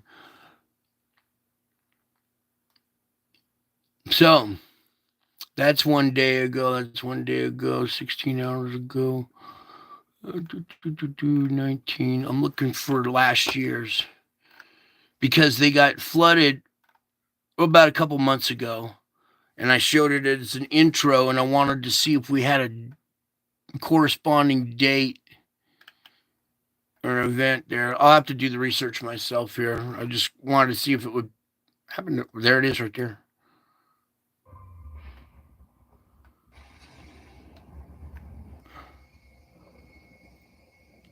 No, that's this latest one. Yeah, that was a day ago. My bad.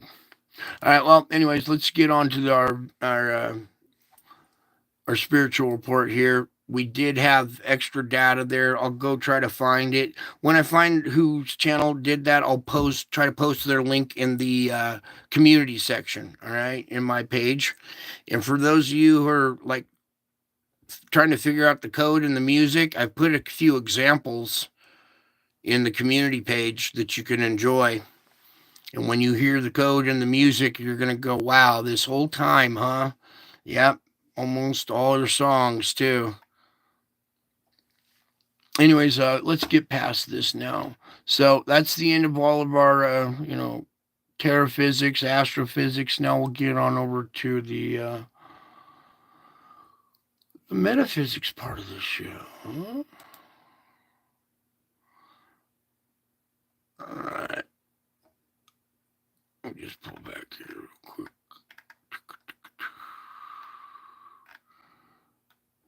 I'll let you look at that one for a minute while I kind of get set up. No, not that one. There it is. All right. Real event happened on Easter. Crazy, crazy, crazy. So I need to get that out of there. Get this out of there. That out of there. Let me open up another one real quick here.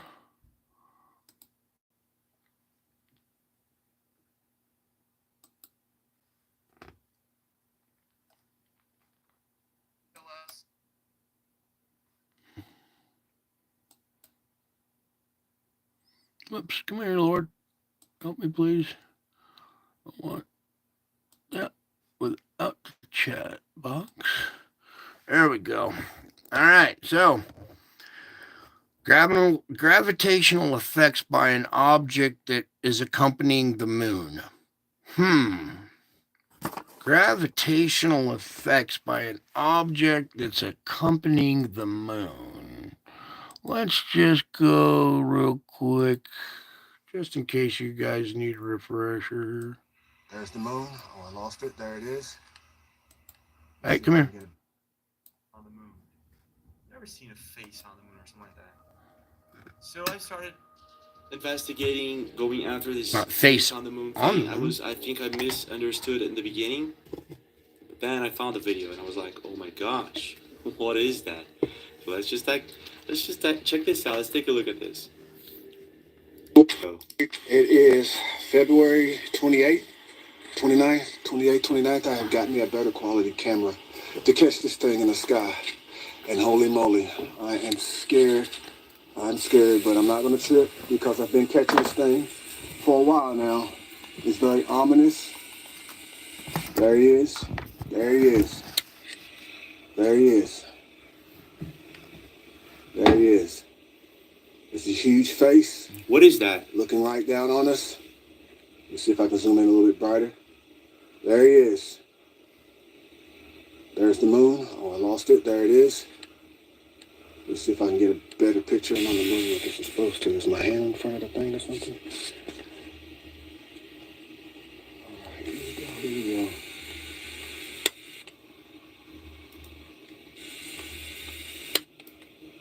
There it is. That's twice he zoomed in on it. Yep, there it is. There it is. What is that? The camera makes it so clear. There it is.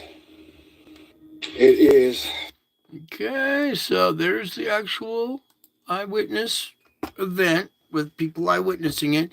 This video of it has more with spectators that were there that also videotaped it as well. There were people standing around. He went and got his family to come outside. Usually when you get your family up at 2 a.m, yeah, there's a giant face by the moon. They're like, yeah, you're right. But they came out and they witnessed it as well. So real event, real face. Okay. That's what's important that you guys understand. These spiritual events are real. Okay. Whoa, what's that? Let me write this down real quick. See? Caught up. Was what? Caught up is what? Caught up.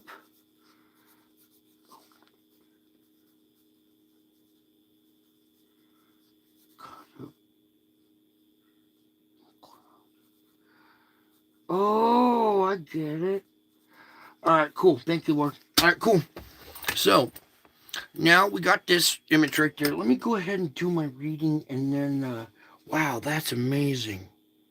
I just seen that. Whew. So let me just do this real quick right now while it's fresh in my mind. While this just came out right now. So caught up in the clouds. You're caught up in the clouds. Everybody thinks it's a rapture, right? That you're going to lift off the ground and go up into the clouds and be with Jesus in the clouds.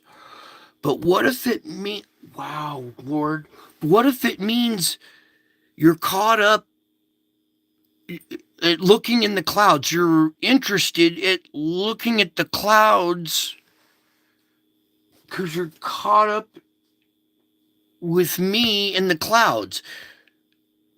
You're caught up with Jesus in the clouds. Jesus is in the clouds right here, and you're interested in it. You're watching it. You're caught up by it. Right now, you are caught up in the clouds with Jesus as we speak right now. Wow, Lord, thank you. That was amazing. I was just about to start a reading, and he was like, caught up in the clouds. Yes, indeed, you guys are. Aren't you? You're looking at it right now. Right now, you are caught up in the clouds with Jesus. In the clouds. You're caught up with Jesus in the clouds. Wow. Oh, boy. Now I got all this stuff for you guys here. First of all, everybody do some deep breaths, okay? Get your comfortable spot. I want you to get all nice and relaxed. Make sure you got something to drink, somebody to hang out with, whatever you do. Okay, there we go.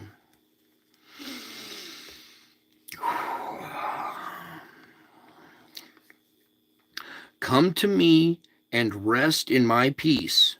My face is shining upon you in rays of peace, transcending understanding. Instead of trying to figure things out yourself, you can relax in the presence of the one who knows you.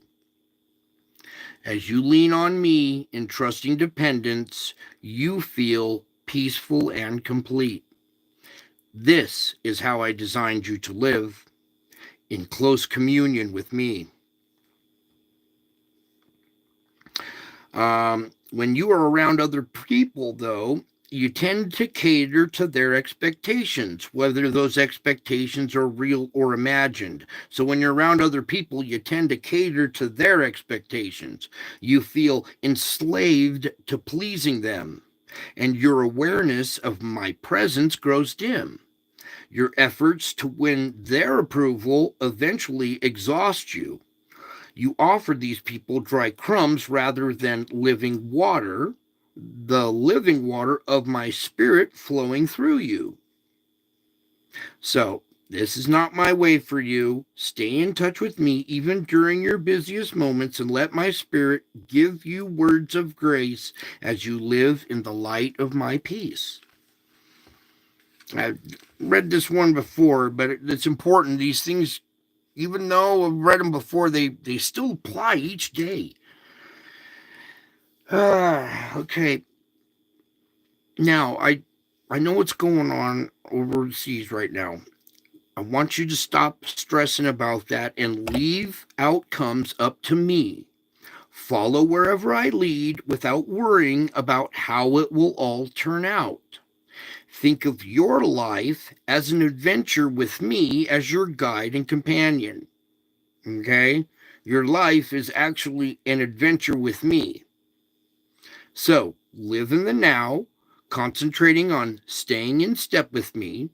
And when your path leads to a cliff, be willing to climb it with my help.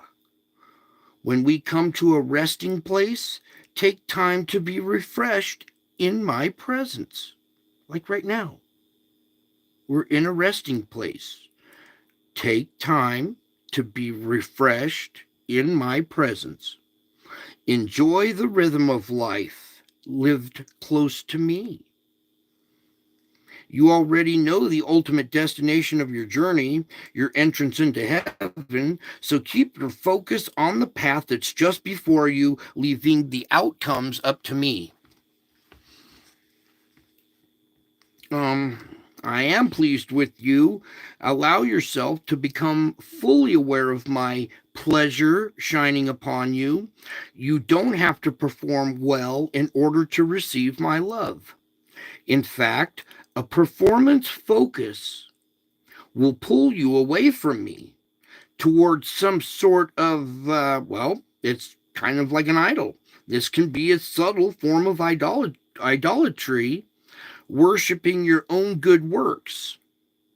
Okay, so your performance focus, you're worshiping your own good works. I don't give a shit about your performance. I don't. You don't have to perform well in order to receive my love. Okay, so quit worrying about the performance aspect of all this. It's a form of idolatry. You're worshiping your own works. And it can also be a source of deep discouragement when your works don't measure up to your expectations, huh? You guys discouraged when your works don't measure up to your expectations?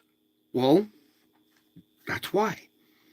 You need to shift your focus from your performance to my radiant presence. My light of love shines on you continually, regardless of your feelings or behavior. Do you hear me?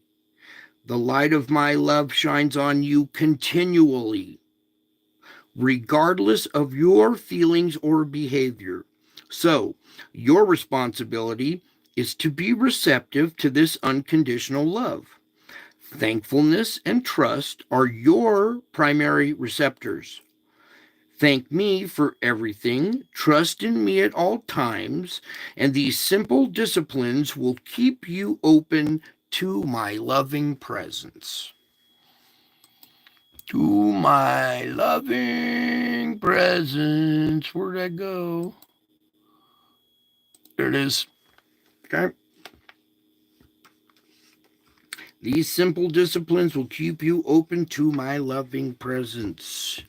No, or other one. Wow, that caught up in the clouds. I did not know that. That is interesting. Okay. Okay, so refuse to worry. Displace those worry thoughts with trusting and thankful thoughts.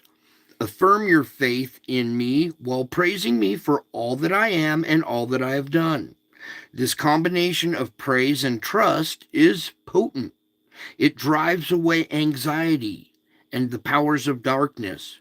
Whoa. What drives away anxiety? The combination of praise and trust. It drives away anxieties and the powers of darkness. It also strengthens your relationship with me. You may still have legitimate concerns to deal with, but I will help you with them. As you become more peaceful, you can look at your problems in the light of my presence and seek my counsel. Let Scripture inform your thinking so that I can communicate with you more clearly. Take time to thank me for the many good things in your life. I want you to express gratefulness in your prayers, in your conversations with others, and in your private thoughts. Gratefulness, gratefulness, gratefulness. Gratefulness in conversations, gratefulness in private thoughts, gratefulness in the way you express yourself to others. I read your thoughts continually, and I rejoice when they contain gratitude. You can thank me even for the things you wish were different. This act of faith helps you break free from negative thinking. What helps you break free from negative thinking? Thanking me for the things you wish were different. All those things. God, I wish it wasn't that. God, I wish this wasn't. Instead of wishing things were different, just thank me for the way things are. That act of faith breaks you free from anxiety and negative thinking, trying to help you with your mind. That act of faith actually helps you break free from the negative thinking. Okay? So in everything, give thanks, because this is my will for you. Okay, now as we look at this good versus evil and what's going on, I want you to know something. I want you to ponder this. If I am for you, who can be against you? After what we discussed last night, the bipolar morphism, okay, knowing good and evil and choosing good, you have the capacity to do evil and you choose to good. So if I'm for you, who can be against you? I'm either for or against you. So if I'm for you, no one can be against you. And the people who are against you will pay dearly. It's essential for you to grasp that I am truly for you and that I truly am for you. This is a promise for all my followers. When things are not going your way and people you trusted turn against you, it's easy to feel as if you've been abandoned. When things aren't going your way and the people you trusted turn around and backstab you, you feel as if you've been abandoned. At such times, it's vital to tell yourself the truth. I am not only with you always, I am also for you all the time. Okay? So if you're feeling abandoned, I am with you always. I am for you all the time. If you're abandoned, you're not abandoned. I'm with you always. You're not abandoned. I'm for you all the time. Okay, and this is especially true on days when you perform well and on days when you don't. When people treat you well and when they don't. The same thing is true. Whether it's days you perform well or not, whether people treat you well or they don't. Still true. So, if you really understand and fully believe that I am for you, then fear will diminish and you can face adversity calmly, knowing that I will never turn against you gives you confidence to persevere in tough times. Okay? They're just tough times. I'm not turning against you. Knowing that I will never turn against you gives you confidence. I want you guys to have confidence. I want you to have confidence knowing that I will never turn against you. That confidence will help you persevere in those tough times. It's important to know that I approve of you. I approve of you because you are mine. It is my opinion of you that prevails. Okay? It's my opinion of you that prevails and will continue to prevail throughout eternity. So, no person and no thing will be able to separate you from my loving presence. You got that? Get that down into the deep recesses of your mind and your heart that nothing will be able to separate you from my love, from my loving presence.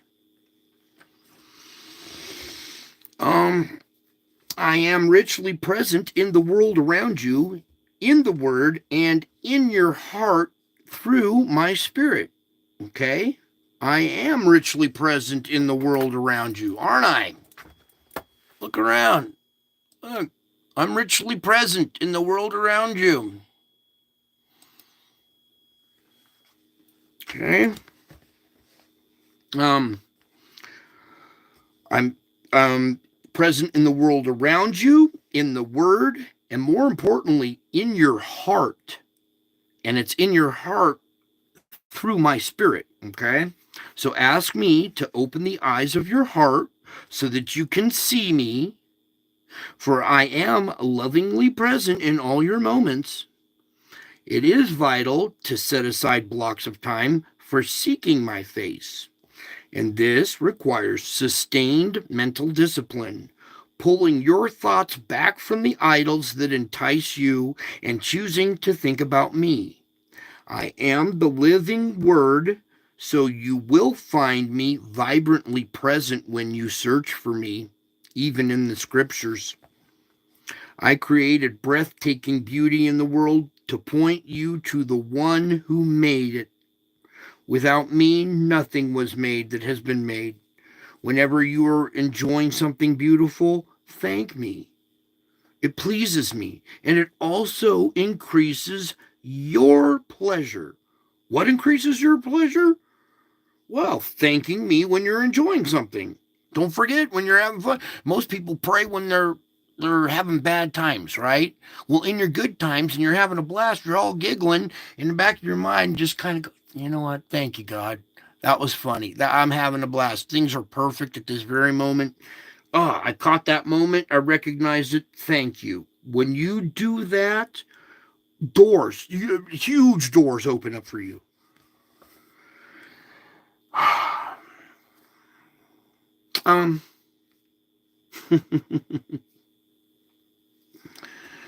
So, whenever you're enjoying something beautiful, thank me because it pleases me and it increases your pleasure.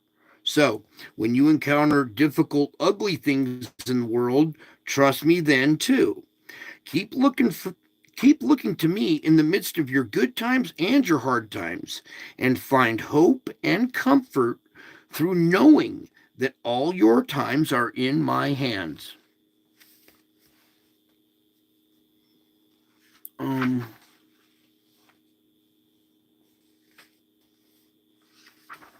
No.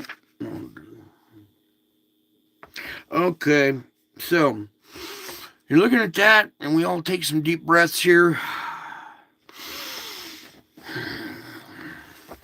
You know, we always kind of take some deep breaths to this one too, because this one's a little more. Oops, right there. There we go. This is that Christmas gift, all right? This gift, not only the knowledge and being caught up in the clouds, but the gift of being able to see the spiritual realm. That gift, okay? The gift of sight as well. So everything you have is a gift from me, including each breath you breathe. Yes, everything you have is a gift from me, including each breath you breathe. That's why we do our breathing a little bit here, okay? I shower you with so many blessings on you that it's easy to take some of my precious gifts for granted. Most people don't recognize the wonder of inhaling my life continually. Inhaling my life continually, yet it was only when I breathed the breath into you that you became a living being. So as you sit quietly in my presence, try thanking me silently each time you inhale. Thank me when you inhale, and as you exhale, affirm your trust in me. The longer you do this, the more relaxed you will become. So, breathe in. Wait.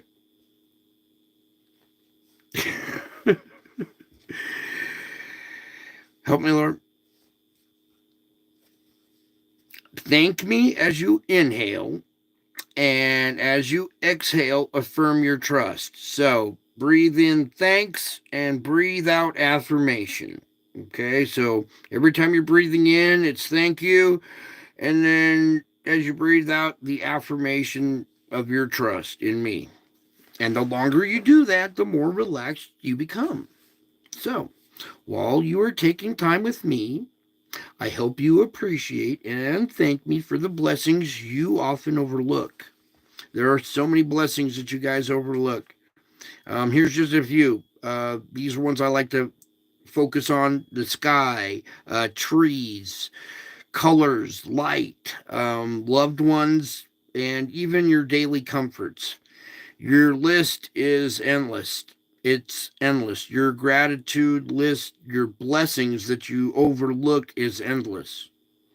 You got a roof over your head. You're watching this show right now. You got warm, peace, comfort, water, bathroom, all those things. I mean, try being homeless for a week, and it really makes you appreciate. Look at all the things that you, all the blessings that you overlook. Okay.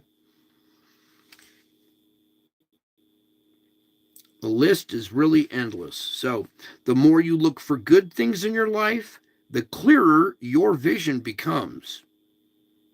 The more you look for good things in your life, the clearer your vision becomes. Your greatest gratitude should be for eternal life, which is yours because you believe me. This is a priceless, forever gift that will fill you with ever-increasing joy in my presence. You guys are getting ever-increasing joy with this show as we keep going. All right, so to those who sow in tears will reap with songs of joy. So do not despise your tears; they are precious to me. Do not despise your tears; they are precious to me. Someday I will wipe every tear from your eyes, but for now you inhabit a vale of tears. Just as water is necessary for seeds to grow into plants, your tears help you grow strong. Okay? Your tears help you grow stronger and more joyful as a Christian. Weird how it works, but your tears help you grow into a stronger, more joyful Christian. Your willingness to share in the sorrow of this deeply fallen world gives you depth and compassion. It gave you what? Depth and compassion? Yeah, your willingness to share in the sorrow gives you depth and compassion. It also enlarges your capacity for joy, your ability to enjoy me in good times and tough times. Songs of joy have been your birthright ever since you became my follower. Do you hear me? All those songs that I'm telling you about, those songs of joy have been your birthright ever since you became my follower. Do not neglect this delightful way of worshiping me and lifting your spirits. Okay? That code in the music, even though it says what it says, do not neglect this delightful way of worshiping me and lifting your spirits. Don't these songs lift your spirits? And when you know the top secret clearance and you got clearance now and you know the code in the music, all of a sudden those become songs of joy. They used to just be, hey, old burned out song. I heard it so many times I don't even lost appreciation for it. Well, all your music is all brand new now. Those are the songs of joy that have been your birthright ever since you became my follower. So do not neglect that delightful way of worshiping me and lifting your spirits. Even though it is counterintuitive to sing praises when you're feeling sad, this is a powerful way to lift your heart. Isn't it? Even though it's counterintuitive to sing praises when you're feeling sad, this is the most powerful way to lift your heart to me. As your joy in me encounters my delight in you, through the music, as your joy in me encounters my delight in you, you can frolic in the light of my presence. Frolic. You can frolic and jump around and have fun and dance and sing. You can frolic in the light of my presence. This is the joy of the Lord. Okay? frolicking in the joy of my presence to the music. Shoot, that almost sounds like a mosh pit, doesn't it? Yeah. This is the joy of the Lord when you guys are dancing and frolicking in the light of my presence.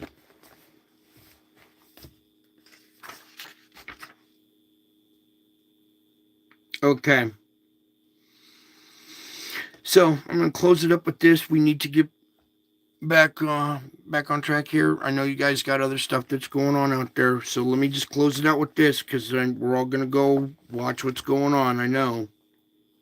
So before you do that, I need you to trust me and don't be afraid. Do not be frightened by the world's events or the news reports. These reports are biased, presented as if I do not exist. These reports are biased. They're presented as if I do not exist.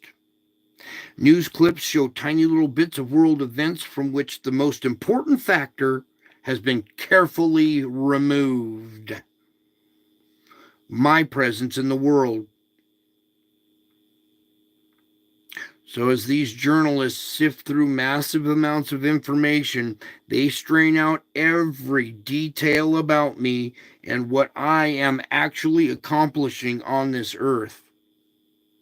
So whenever your world is feeling like a scary place, turn to me and encourage yourself in my presence. Do you hear me?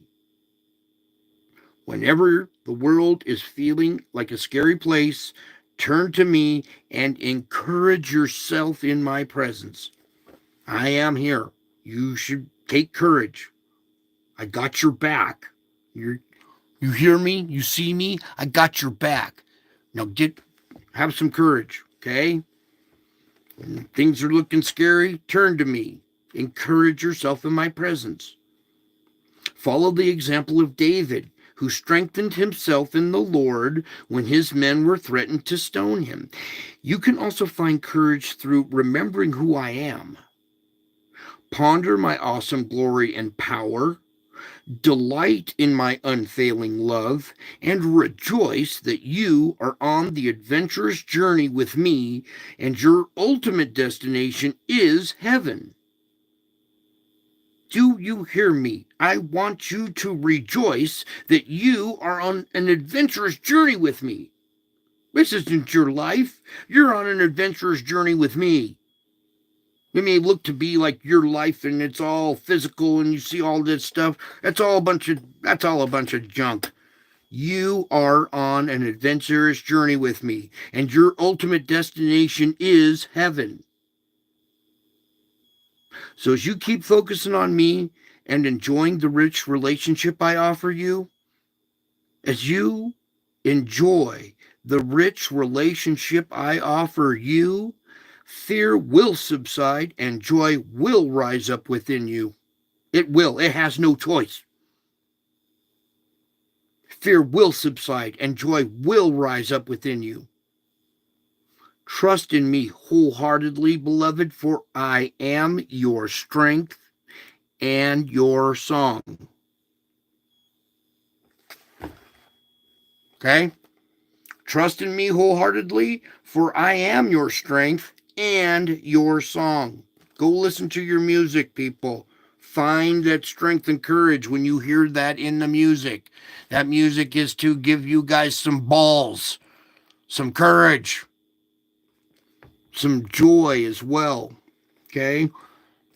And I'm talking about guts, some intestinal fortitude. There we go.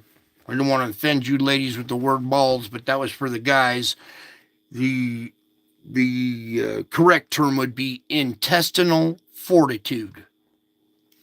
And now you have it. You have it now. When you focus on me and enjoy this rich relationship that we have now, your fear will subside and your joy will rise up within you. When you trust in me wholeheartedly, I am your strength and your song. And that's it. That's all she wrote for tonight. It should be plain as day. I am your strength and your song. go look for the code in your music.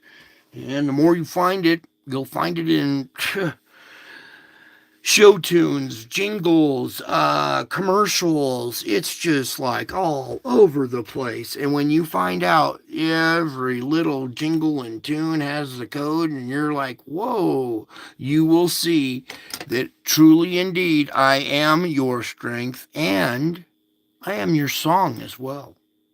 So rejoice in that. I love you all. I miss you all. God bless you all. And until my next show, I will be back. I'm already back. You're caught up in the clouds with me right now.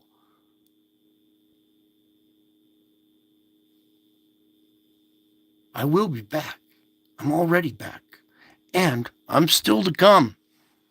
Bye.